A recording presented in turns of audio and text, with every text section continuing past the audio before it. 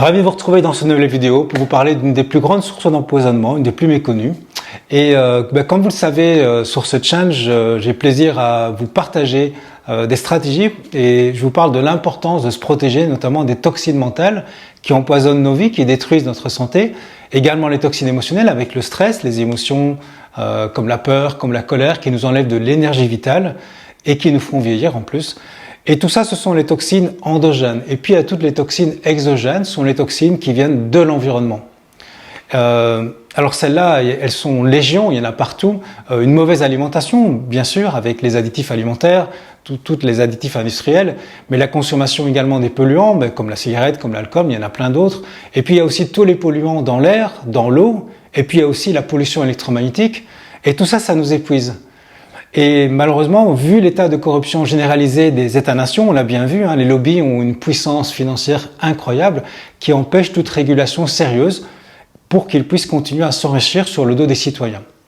Et les politiques, comme on l'a vu dans la fausse pandémie de Covid, je dis la fausse parce que la vraie pandémie c'était celle de la peur et de la soumission des médias et des politiques, ces politiques sont inféodés aux lobbies et donc on est dans un système de corruption généralisée où ça risque pas trop de bouger. Et en plus, ça empire de plus en plus. On le voit, on est vraiment pas du tout en démocratie. En fait, on est plutôt dans une plutocratie, c'est-à-dire un régime où le pouvoir est accaparé par certaines personnes qui ont les plus grandes richesses.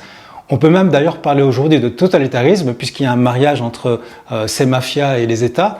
Et donc, ils vont jusqu'à dicter, en fait, dans un climat de censure qui est vraiment scandaleux, avec du terrorisme intellectuel, ils vont jusqu'à dicter ce qu'on doit penser, ce qu'on doit faire et ce qu'on doit mettre dans le corps. Vous voyez ce que je veux dire? Et puis, dans la liste de tous ces polluants dangereux, il y en a plein d'autres encore qui nous empoisonnent. Et à notre insu, notamment, il y a la contamination généralisée aux produits chimiques. Et c'est ça que je vais parler aujourd'hui, ce sont les perturbateurs endocriniens. Alors, les perturbateurs endocriniens, ce sont des substances chimiques qui sont d'origine soit naturelle, soit artificielle et qui sont étrangères à l'organisme. Et donc ces substances peuvent interférer avec le fonctionnement du système endocrinien et donc ça peut induire des effets néfastes sur l'organisme. Alors ça peut également aller sur les descendants de cet organisme. Ça c'est le rapport de l'OMS qui dit que ça a des répercussions jusqu'aux descendants. En 2002 on a eu ce rapport et donc on assiste aujourd'hui à un grave phénomène d'empoisonnement chimique de nos cellules et c'est tellement grave que suite à des lanceurs d'alerte comme dans les années 50, la biologiste Rachel Carson, qui a été d'ailleurs une des premières grandes lanceuses d'alerte, notamment elle a alerté sur le ravage des pesticides, on avait créé une sorte d'alerte mondiale avec la fameuse déclaration de Winspread aux États-Unis, donc en 1991.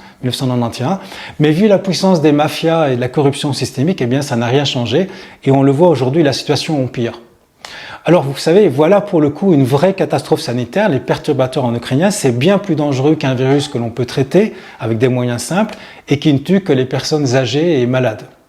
Alors ces perturbateurs endocriniens, hormonaux, sont tous issus en fait de la pétrochimie. On les retrouve dans les pesticides, mais également dans les plastifiants, dans les composés perfluorés, dans les produits pharmaceutiques, dans les parabènes et dans les composés polybrumés. En fait, partout autour de nous, on a des produits, des objets qui sont avec ces perturbateurs endocriniens, on les utilise tout le temps.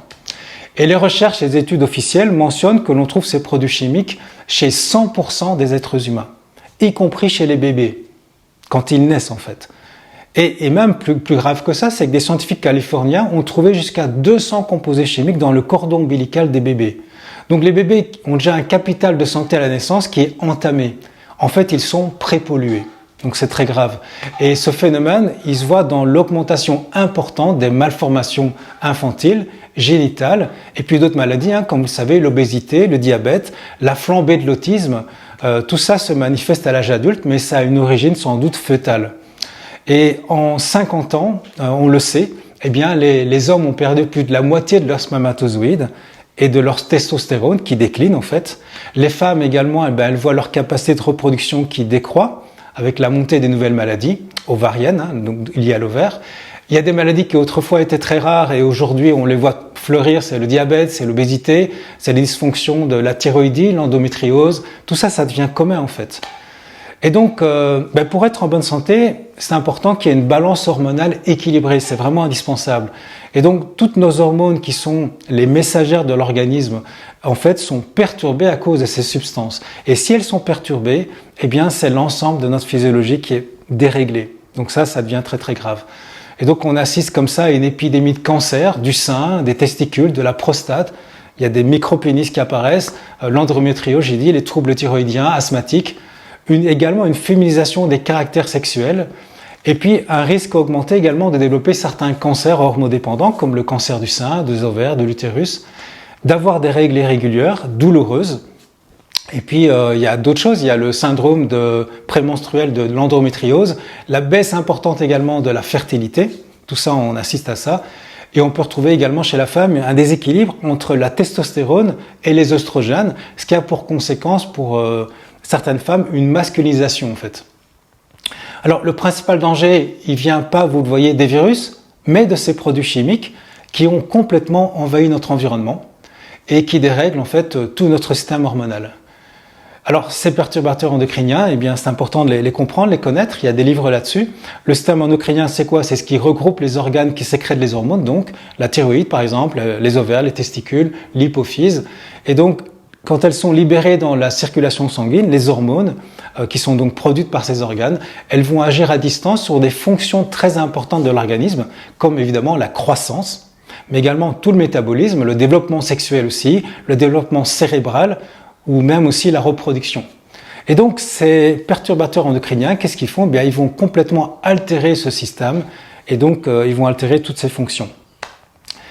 Et les perturbateurs endocriniens, on avait commencé à en parler il y a longtemps, ça va attirer l'attention des chercheurs déjà dans les années 50 et puis surtout dans les années 70-70 parce qu'il y a eu la fameuse affaire du Distilbène, je ne sais pas si vous vous souvenez, pour ceux qui connaissent, ça a provoqué une véritable prise de conscience. À cette époque, on avait observé qu'il y avait une recrudescence d'une forme rare de cancer gynécologique chez les adolescentes et les jeunes femmes adultes, des jeunes adultes. Et en fait, on a analysé ces cas, on a pu démontrer que les jeunes femmes concernées étaient toutes nées de mères qui avaient pris du Distilbène. Le Distilbène, c'est un médicament qui avait été donné par des médecins à l'époque. C'est un œstrogène de synthèse qui était prescrit aux femmes pour prévenir les fausses couches. Et on a en fait, ensuite, on a pu établir un lien entre l'exposition des fœtus au Distilbène et l'altération de leur organe reproducteur. Donc ça a entraîné des cancers, la stérilité, etc. Et pire que ça, il est apparu ensuite que les petits-enfants de ces femmes qui ont pris du Distilbène, eh bien, ont elles aussi un sur-risque en fait de pathologie gynécologique. Donc ce médicament, il avait été interdit dans les années 80, plus ou moins. Mais donc, vous voyez, ça a fait beaucoup de dégâts en fait. Et ça, c'est juste un des médicaments parmi tant d'autres. Et donc, je vous conseille de lire à ce sujet le livre « Le grand désordre hormonal ». Tout ce qui nous empoisonne à notre insu, ça a été écrit par la journaliste et le grand reporter Corinne Lalo, c'est passionnant. Alors maintenant, qu'est-ce qu'on fait? Est-ce qu'on attend qu'une vraie démocratie voie le jour? Et bon, ça risque d'être long, hein, vu la puissance de ces mafias qui sont aux commandes de tout ce qui fonctionne pour qu'une société fonctionne, ça va être long. Alors qu'est-ce qu'on peut faire? Tout d'abord, ne pas paniquer, parce que sinon, ça fragilise encore plus notre système immunitaire et donc ça dégrade encore plus notre santé. Alors qu'est-ce qu'on peut faire? On peut se protéger de tous ces produits en essayant de comprendre la liste, la connaître par cœur, en savoir quoi acheter, mais il y en a tout le temps des nouveaux, c'est pas évident, ça va être très stressant. On peut essayer de ne pas s'exposer à ça, mais on voit qu'il y en a partout, donc ça suffit pas. En fait, c'est éminemment difficile parce que l'empoisonnement, il est partout en fait. En plus, il y a les autres sources de toxicité que j'ai citées avant, donc en fait, il faut vraiment slalomer tout le temps, faire que ça du matin au soir. Et donc, c'est épuisant, c'est pas vraiment possible. Alors d'abord, c'est important de rester calme et puis de faire preuve de bon sens. Et en fait, vous savez, il y a une solution hyper simple, d'où l'idée de cette vidéo, qui rapporte rien du tout au lobby, mais qui peut nous rapporter beaucoup à nous pour notre santé. C'est hyper simple à mettre en place et ça ne coûte vraiment rien. Et cette solution, on n'en parle même pas en plus dans les livres sur le sujet ou dans les sites sur le sujet des perturbateurs endocriniens.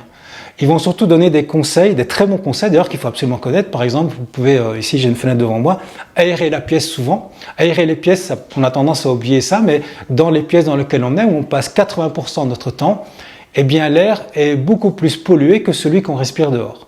Donc c'est important d'aérer, dormir avec la fenêtre ouverte aussi, choisir des compositions d'aliments courtes, et plus la composition des aliments, quand on regarde les étiquettes, plus elle est longue, plus on va rencontrer, c'est un risque, des perturbateurs endocriniens et des substances nocives. Donc le conseil, c'est vraiment de s'orienter vers des produits bruts, avec des compositions d'étiquettes très très courtes. Évidemment, s'orienter vers la qualité, hein, donc si possible des produits bio. Bon, je sais que c'est pas encore sûr à 100%, mais c'est déjà mieux. En tout cas, des produits le moins transformés possible. Et puis aussi éviter les crèmes synthétiques, les médicaments, évidemment tous les plastiques également de manière générale, parce qu'ils contiennent souvent des substances qui sont nocives en fait, indésirables. Et puis, je sais pas, pour stocker la nourriture, privilégier bien sûr les contenants en verre, en céramique par exemple, pour les vêtements, pour les linges. Évidemment, opter pour des tissus en fibres naturelles, comme le coton par exemple. Et je sais pas, moi, par exemple, quand j'utilise ma poêle, j'ai acheté une poêle en inox parce que ça ne libère pas de substances nocives à haute température. Les poêles qui sont avec des revêtements anti-adhésifs, eh bien, elles peuvent aussi contenir des substances qui agissent comme des perturbateurs endocriniens, en fait. Mais bon, comme je vous le disais, en fait, il y a une solution hyper simple et très peu coûteuse qui ne rapporte vraiment rien au lobby, rien au labo, et qui peut vraiment beaucoup vous rapporter pour vous, pour votre santé. Et c'est quoi cette solution? Eh bien, c'est réduire sa charge toxique tout au long de la journée, mais sans se compliquer la vie. Et vous pouvez faire ça très simplement avec l'activation du système naturel de nettoyage des toxines dans le corps. C'est quoi? C'est le système lymphatique et c'est les émonctoires. Alors, comment activer ce système lymphatique naturel, enfin, ce système naturel de nettoyage? Eh bien, c'est le jeûne. Le jeûne, donc c'est mettre notre corps au repos. Ça va permettre d'activer enfin les forces d'auto-guérison du métabolisme. Et ça va le faire de plusieurs façons. D'abord, le jeûne, vous le savez, ça détoxifie.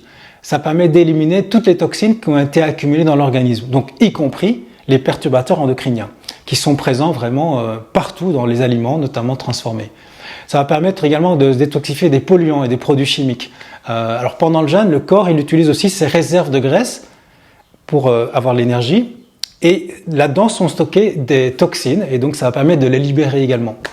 Puis le jeûne, ça permet également d'améliorer la fonction hépatique, donc le foie qui est l'organe principal pour détoxifier et se régénérer de manière beaucoup plus efficace.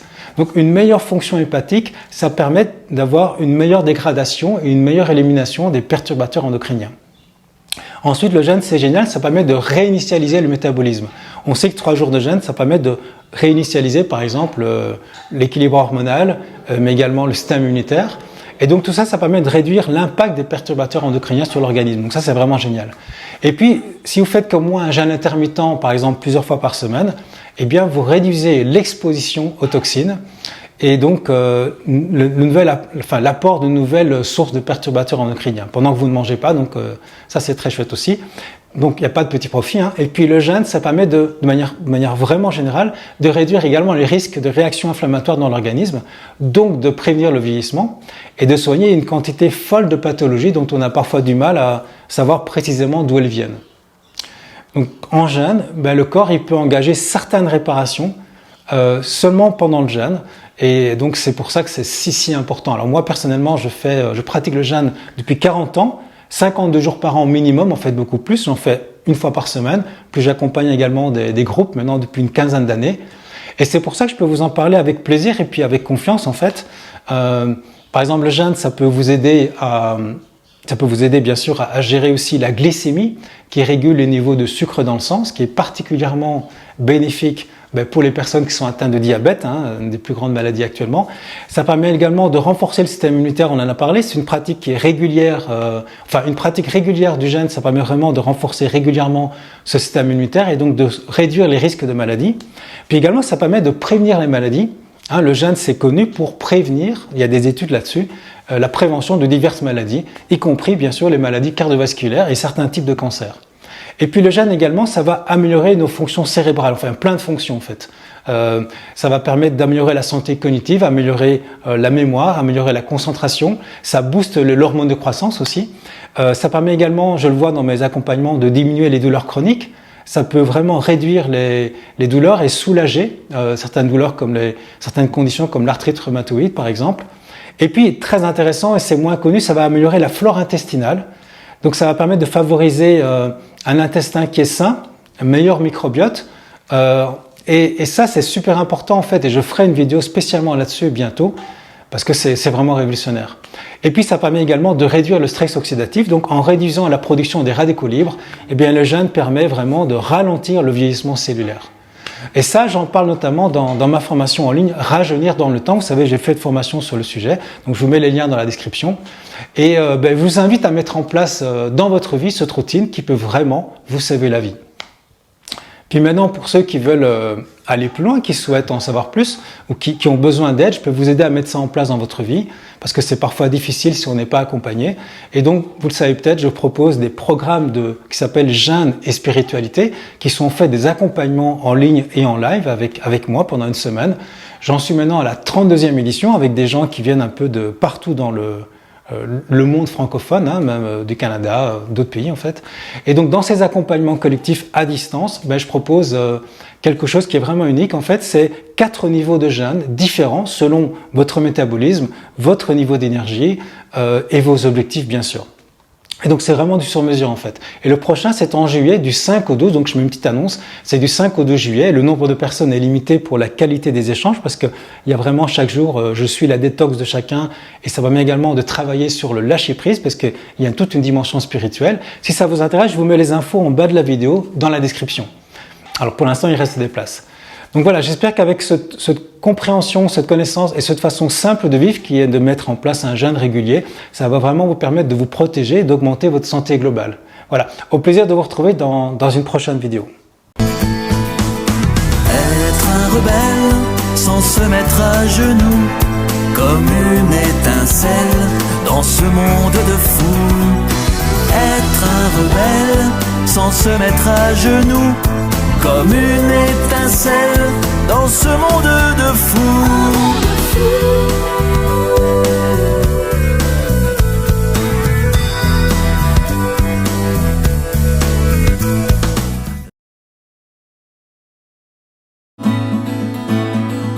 Nos cœurs vibrent, nous allons